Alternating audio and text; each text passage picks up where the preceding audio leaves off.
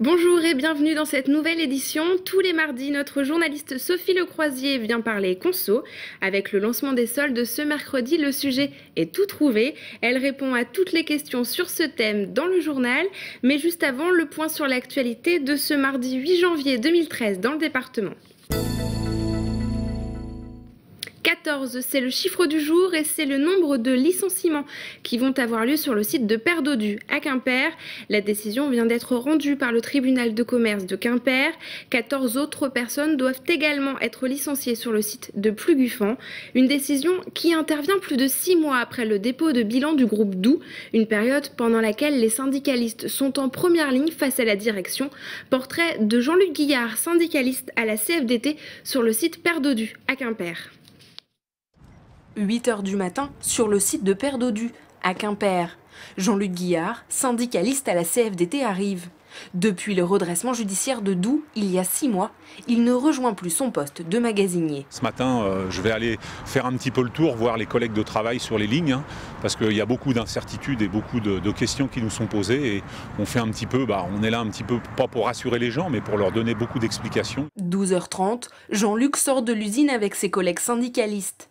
14 postes sont supprimés, alors dans l'entreprise, tous les salariés se posent beaucoup de questions. Les syndicalistes sont très sollicités. Tout le monde se demande s'ils sont dans la charrette. Personne n'est à l'abri cette fois-ci pour les licenciements, donc tout le monde se regarde. C'est pas toujours évident, non, parce qu'on a un devoir de confidentialité sur certaines choses, donc on peut pas tout dire et bon, parfois on a envie de le dire, mais on peut pas. À Perdodue, 40 personnes sont syndiquées. Jean-Luc a choisi de s'engager comme syndicaliste il y a 7 ans. Quand je suis arrivé ici, il y a des choses qui m'ont pas trop plu. J'ai vu des choses qui me plaisaient pas.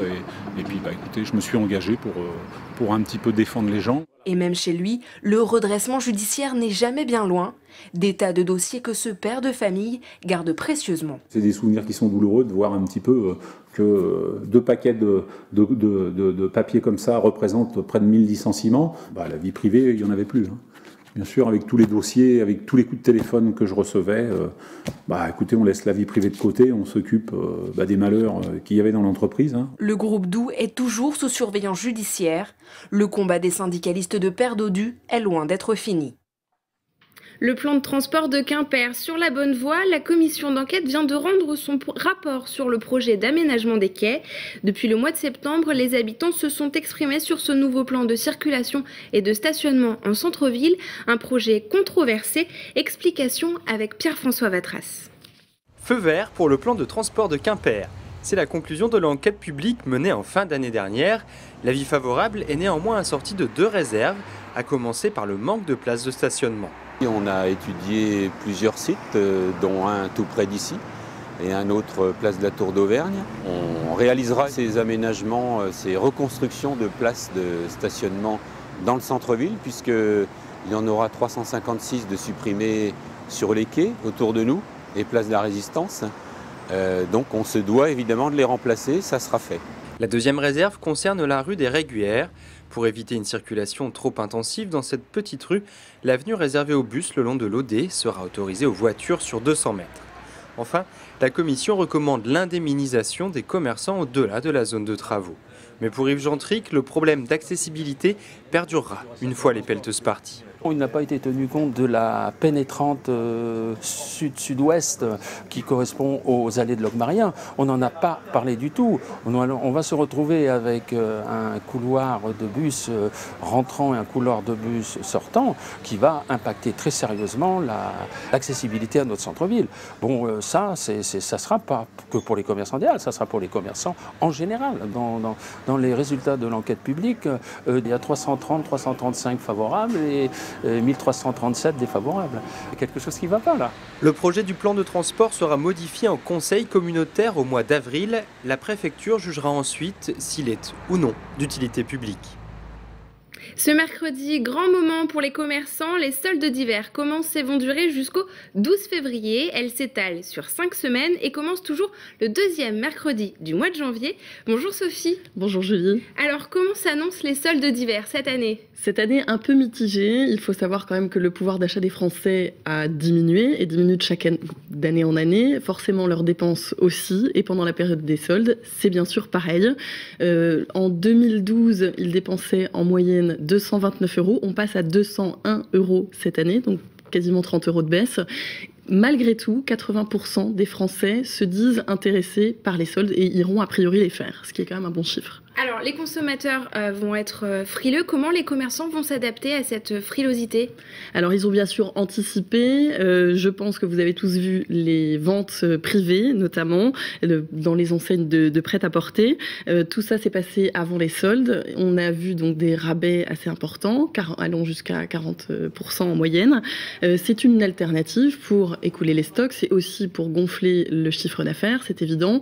Ces ventes privées ne s'intéressent pas à tout le monde, seulement les détenteurs de cartes de fidélité peuvent avoir droit. Ceci dit, maintenant, tout le monde est très fidèle, donc il n'y a pas de souci, ça s'adresse quand même à un large public. Alors pour en revenir aux soldes, quelle est leur utilité première pour les commerces et les commerçants ? Le premier but, c'est évidemment pas de gonfler le chiffre d'affaires, c'est d'écouler les invendus, c'est certain. Depuis 2009, il y a eu 2 semaines supplémentaires qui ont été mises en place, les semaines dites flottantes par an, donc on est passé de 10 à 12 semaines et en moyenne, malgré tout, ces 12 semaines à l'année représentent pour les commerçants un chiffre d'affaires, représentent à peu près 15 à 20% du chiffre d'affaires, ce qui est quand même assez important et voilà, malgré tout, ça reste très rentable pour eux.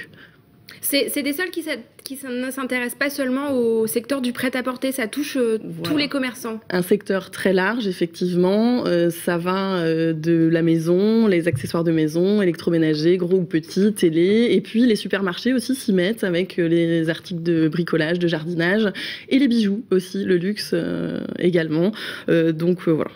Alors, quels sont les conseils pour faire face à ces soldes et à ces jours de grands rabais ? Alors, avec toutes les ventes privées qu'il y a eu, les promotions depuis décembre, c'est important de se précipiter parce qu'en fin de compte, le stock est très faible, d'autant que les chaînes avaient plutôt anticipé aussi cette baisse de consommation. Donc, c'est important d'y aller vite. Et puis, les consommateurs, nous Français, on consomme un peu différemment, ça a évolué. On va de plus en plus acheter sur Internet et c'est plutôt une bonne idée puisque sur Internet, il y a vraiment des bonnes affaires à faire. Dès la première des marques, moins 70%, faut y aller. Évidemment, on peut se poser la question de la marge, mais à décharge des commerçants, voilà, ils peuvent vendre à perte pendant ces périodes-là. Voilà. Il va y aussi y avoir des périodes de soldes flottantes qui vont compléter ces semaines de soldes. Voilà, donc pour écouler les stocks d'invendus, comme on avait vu par exemple l'année dernière avec une météo pas très bonne pour les vêtements d'été, il y a effectivement 2 semaines supplémentaires. Les commerçants décident un peu de la placer comme ils veulent, évidemment sous décret et autorisation de la préfecture, mais oui, il y a 2 semaines supplémentaires. Pour le moment, on ne sait pas quand elles seront fixées. Merci Sophie pour toutes ces explications. Et demain, donc, c'est le début des soldes. Et on parle cinéma maintenant. Notre mère la guerre, la bande dessinée en 4 tomes du scénariste brestois Chris et du dessinateur Maël pourrait être adaptée au cinéma. Olivier Marchal, réalisateur de 36 quais des Orfèvres, se serait montré très intéressé pour l'adapter sur grand écran.